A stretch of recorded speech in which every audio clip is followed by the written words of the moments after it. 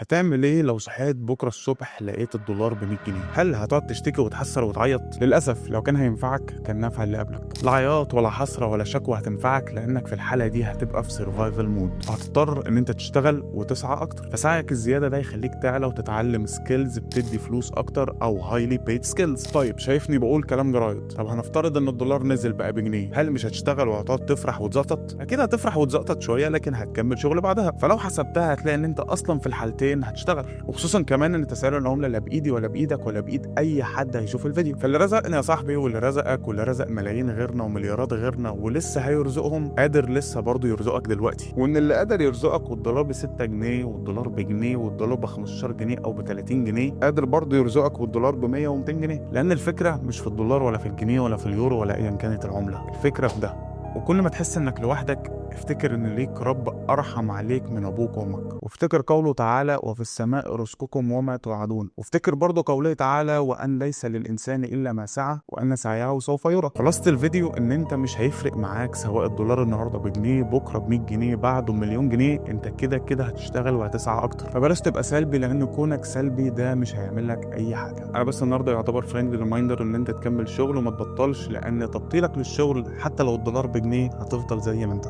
بالتوفيق. ولحد هنا هسيبك تكمل سكرولين بقى. سلام.